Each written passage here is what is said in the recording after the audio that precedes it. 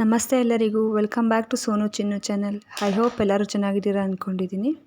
ನಾವು ಕೂಡ ಚೆನ್ನಾಗಿದ್ದೀವಿ. ಇವತ್ತು ಚಿಕನ್ ಮಾಡೋಣ ಅಂದ್ಕೊಂಡಿದ್ವಿ ಮನೇಲಿ. ಏನು ಚಿಕನ್ ಮಾಡೋಣ ಅಂದಾಗ ಮಕ್ಕಳೆಲ್ಲ KFC ಚಿಕನ್ ಮಾಡೋಣ ಅಂತಂದರು. ಅದಕ್ಕೆ KFC ಚಿಕನ್ ಮಾಡಿದ್ದೀವಿ. ಹಾಗೆ ಯೂಟ್ಯೂಬ್ ಕಂಟೆಂಟ್ ಸಿಗುತ್ತೆ ಅಂತ ಕೂಡ ಈ ವಿಡಿಯೋ ಮಾಡಿದ್ದೀವಿ. ಹೇಗೆ ಮಾಡೋದು ಅಂತ ತೋರಿಸ್ಕೊಡ್ತೀನಿ ಬನ್ನಿ. ಮೊದಲಿಗೆ ಚಿಕನ್ ತೊಳ್ಕೊಳ್ಬೇಕು. KFC ಚಿಕನ್ ಬರೀ ಲೆಗ್ ಪೀಸ್ ಬೇಕಾಗುತ್ತೆ. ಲೆಗ್ ಪೀಸ್ ತಂದರೆ ಚೆನ್ನಾಗಿರುತ್ತೆ. ತೊಳೆದಿಟ್ಕೊಂಡು ಒಂದು ತೂತ್ ಬಟ್ಲಿಗೆ ಚಿಕನ್ನ ಸೋರಿಟ್ಕೊಳ್ಳಿ, ನೀರೆಲ್ಲ ಸೋರಲಿ. ಅದಾದಮೇಲೆ ಮಜ್ಜಿಗೆ ಮಾಡ್ಕೊಳ್ಳಿ. ಸೇಮ್ ಮನೇಲಿ ಯಾವ ಥರ ಕುಡಿತೀರೋ ಅದೇ ಥರ ಉಪ್ಪು ಹಾಕ್ಕೊಂಡು ಮಜ್ಜಿಗೆ ಮಾಡಿ ಚಿಕನ್ನೆಲ್ಲ ಅದಕ್ಕೆ ಆ ಮಜ್ಜಿಗೆಗೆ ಹಾಕಬೇಕು. ಈಗ ಏನು ತೊಳೆದಿಟ್ಕೊಂಡಿದ್ದು ಈ ಮಜ್ಜಿಗೆಗೆ ಹಾಕಿ ಚಿಕನ್ನೆಲ್ಲ ಅದಕ್ಕೆ ಹಾಕಿ 3 ಅವರ್ ರೆಸ್ಟ್ ಮಾಡೋಕ್ಕೆ ಬಿಡಿ. ಅದನ್ನು ಮ್ಯಾರಿನೇಟ್ ಮಾಡೋಕ್ಕೆ ಬಿಡಿ. 3 ಇಂದ 4 ಅವರ್ ಆದಮೇಲೆ ಮಜ್ಜಿಗೆಯಿಂದ ಎತ್ಕೊಂಡು ಬಟ್ಲು ಅಂತಾರಲ್ಲ ಅದಕ್ಕೆ ಚಿಕನ್ ಎಲ್ಲ ಅದೆಲ್ಲ ಮಜ್ಜಿಗೆ ಸೋರ್ಕೊಂಡು ಅದಕ್ಕೆ ಹಾಕೊಂಡಾದ್ಮೇಲೆ ಮಜ್ಜಿಗೆ ಪೂರ್ತಿ ಸೋರ್ಬೇಕಾದ್ರಿಂದ ಮಜ್ಜಿಗೆ ಸೋರಿದ್ಮೇಲೆ ಈ ಥರ ನೋಡಿ ಒಂದು ತಪ್ಪಲೆಗೆ ಎತ್ತಾಕ್ತಾರೆ ಎಲ್ಲ ಒಂದು ತಪ್ಪಲೆಗೆ. ಯಾಕಂದರೆ ಇದಕ್ಕೆ ಮಸಾಲೆ ಎಲ್ಲ ಕಲಿಸ್ಬೇಕಲ್ಲ, ಅದಕ್ಕೋಸ್ಕರ ಶಿಫ್ಟ್ ಮಾಡ್ಕೊಂಡಾದ್ಮೇಲೆ ಇದಕ್ಕೆ ಮಸಾಲೆ ಬೇಕು ಅಂದರೆ garam masala, jeera powder, chicken masala, chilli powder ಮತ್ತು ಉಪ್ಪು ಇಷ್ಟು ಹಾಕಿ ನಿಮಗೆ ಎಷ್ಟೆಷ್ಟು ಕ್ವಾಂಟಿಟಿ ಬೇಕೋ ಅಷ್ಟೆಷ್ಟು ಹಾಕೊಳ್ಳಿ. ನಾವು ಇದನ್ನು ನಿಮಗೆ ಯಾವ್ಯಾವ ಮಸಾಲೆ ಬೇಕು ಅನ್ನೋ ಕಾರಣಕ್ಕೋಸ್ಕರ ಅದನ್ನು ತೋರಿಸ್ತಾ ಇದ್ದೀವಿ.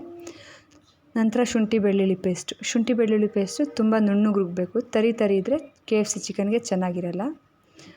ಅದಾದಮೇಲೆ ಸೋಯಾ ಸಾಸ್ ಕೂಡ ನಿಮಗೆ ಎಷ್ಟು ಬೇಕೋ ಅಷ್ಟು ಹಾಕ್ಕೊಳ್ಳಿ. ಅದಾದಮೇಲೆ ವೆನಿಗರ್ ಹಾಕಬೇಕು. ವೆನಿಗರ್ ಇಲ್ಲ ಅಂದವರು ನಿಂಬೆಹಣ್ಣು ಹಾಕ್ಕೊಂಡ್ರೆ ಚೆನ್ನಾಗಿರುತ್ತೆ. ನಿಂಬೆಹಣ್ಣು ಹಾಕಿದ್ರು ಚೆನ್ನಾಗಿರುತ್ತೆ. ನಾವು ಇದಕ್ಕೆ 1 ನಿಂಬೆಹಣ್ಣು ಹಾಕ್ತಾಯಿದ್ದೀವಿ. ನಿಮ್ಗೆ ಎಷ್ಟು ಕ್ವಾಂಟಿಟಿ ಬೇಕೋ ಅಷ್ಟು ಬೇಕು. ಅದಾದಮೇಲೆ ಅರ್ಶಿನದ ಪುಡಿ ಚಿಕನ್ ಹೊಲ್ಸೋಗ್ಲಿ ಅನ್ನೋ ಕಾರಣಕ್ಕೆ ಹಾಕ್ತಾಯಿದ್ದೀವಿ. ಈ ಥರ ಎಲ್ಲ ಕಲಿಸ್ಕೊಳ್ಳಿ. ನೋಡಿ ಮಿಕ್ಸ್ ಮಾಡ್ಕೊಳ್ಳಿ. ಎಲ್ಲ ಒಂದೊಂದು ಪೀಸ್ಗೂ ಎಲ್ಲನೂ ಮಿಕ್ಸ್ ಮಾಡಿಡಬೇಕು. ಮಿಕ್ಸ್ ಮಾಡಿ ನೋಡಿ ಎಷ್ಟು ಚೆನ್ನಾಗಿದೆ ಕಲರ್. ಸೂಪರಾಗಿದೆ ಅಲ್ಲ. ಈ ಥರ ಎಲ್ಲ ಮಾಡಿಕೊಂಡು ಇದನ್ನು ಕೂಡ ಒಂದು 3 ಇಂದ 4 ಅವರ್ನ ನೆನೆಯಕ್ಕೆ ಬಿಡಬೇಕು. ಅದಾದಮೇಲೆ ಇದಕ್ಕೆ ಅಂದರೆ ಅದನ್ನು ಚಿಕನ್ನ ಕೋಟೆಡ್ ಮಾಡೋಕ್ಕೋಸ್ಕರ ಬೇಕಾಗಿರೋ ವಸ್ತುಗಳು ಇದು ಮೈದಾ ಹಿಟ್ಟು, ಅಕ್ಕಿ ಹಿಟ್ಟು, ಜೊತೆಗೆ ಇದು ಮಸಾಲೆಗಳು ಜೀರಾ ಪೌಡರು, ಮೆಣಸಿನ ಪುಡಿ, ಗರಂ ಮಸಾಲ, ಉಪ್ಪು ಮತ್ತು ಇದಕ್ಕೆ ಮೇಯ್ನ್ ಬೇಕಾಗಿರೋದು ಕೋಲ್ಡ್ ವಾಟರ್ನ ಇಟ್ಕೊಬೇಕು. ನೋಡಿ ಈ ಥರ ಫಸ್ಟು ಮೈದಾ ಹಿಟ್ಟು, ಅಕ್ಕಿ ಹಿಟ್ಟಲ್ಲ ಕಾರ್ನ್ಫ್ಲೋರು, ಅದಾದಮೇಲೆ jeera powder, garam masala, pepper powder, chilli powder ಮತ್ತು ಉಪ್ಪು ಇಷ್ಟು ಹಾಕಿ ಮಿಕ್ಸ್ ಮಾಡ್ಕೊಬೇಕು. ನೋಡಿ ಈ ಥರ ಎಲ್ಲ ಮಿಕ್ಸ್ ಮಾಡ್ಕೊಳ್ಳಿ.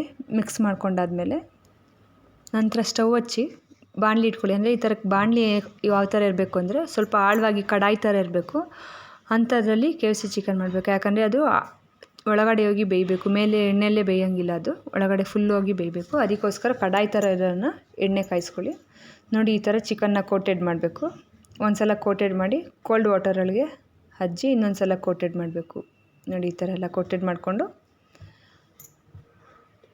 ನೋಡಿ ಎಲ್ಲ ಕೋಟೆಡ್ ಆಗ್ತಿದೆ. ನೋಡಿ ಎಲ್ಲ ಚಿಕನ್ನು ಹಾಗೆ ಮಾಡಿಟ್ಕೊಂಡು ಎಣ್ಣೆಗೆ ಬಿಡಬೇಕು.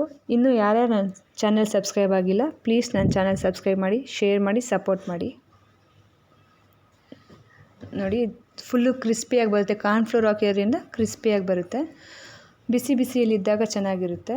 ಇದಕ್ಕೆ ಟೊಮೊಟೊ ಕೆಚಪ್ ಜೊತೆಗೆ ತಿನ್ನಬೇಕು. ನೋಡಿ ಎಣ್ಣೆಗೆ ಬಿಡಬೇಕು. ಈ ಥರ ಒಂದೇ ಸಲ ಹಾಕ್ಬಿಟ್ರೆ ಎಣ್ಣೆ ಎಲ್ಲ ಉಕ್ಕೋಗ್ಬಿಡುತ್ತೆ. ನೋಡಿ ಈ ಥರ ನಾವು ಗೊತ್ತಿಲ್ಲದೆ ಹಾಕ್ಬಿಟ್ಟು ಫುಲ್ ಎಣ್ಣೆ ಉಕ್ಕೋಯ್ತು. ಆ ಥರ ಮಾಡಬೇಡಿ. ಒಂದೊಂದೇ ಆದಮೇಲೆ ಒಂದೊಂದೇ ಹಾಕಿ ನೋಡಿ ಈ ಥರ ಎಲ್ಲ ಹಾಕಿ ಚೆನ್ನಾಗಿ ಬೇಯಲಿ. ಅದು ಇಲ್ಲಾಂದ್ರೆ ಒಂದು 5 ರಿಂದ 6 ನಿಮಿಷದ ತನಕ ಎಣ್ಣೆಯಲ್ಲಿ ಬೇಯಿಸ್ಬೇಕು. ಇದನ್ನು ಬೇಯಿಸಿ ಉಲ್ಟಾ ಪಲ್ಟಾ ತಿರುಗಿಸಿ. ಅಂದರೆ ಒಂದು ಸಡನ್ನಾಗಿ ತಿರುಗಿಸ್ಬೇಡಿ. ಒಂದು 1 ನಿಮಿಷ ಬೆಂದಾದಮೇಲೆ ಉಲ್ಟಾ ತಿರುಗಿಸಿ. ಅದು ಒಂದು 3 ರಿಂದ 4 ಅವರ್. ಅಂದರೆ ಕಬಾಬ್ ಮಾಡ್ತೀರಲ್ಲ ಅದೇ ಥರನೇ. ಇದು ಸ್ವಲ್ಪ ಪೀಸ್ ದಪ್ಪ ಇರೋದ್ರಿಂದ ಸ್ವಲ್ಪ ಜಾಸ್ತಿ ಹೊತ್ತು ಬೇಯಿಸ್ಬೇಕಾಗುತ್ತೆ. ಬೇಯಿಸಾದ್ಮೇಲೆ ನೋಡಿ ಈ ಥರ ಬೇಯಿಸ್ಕೊಬೇಕು.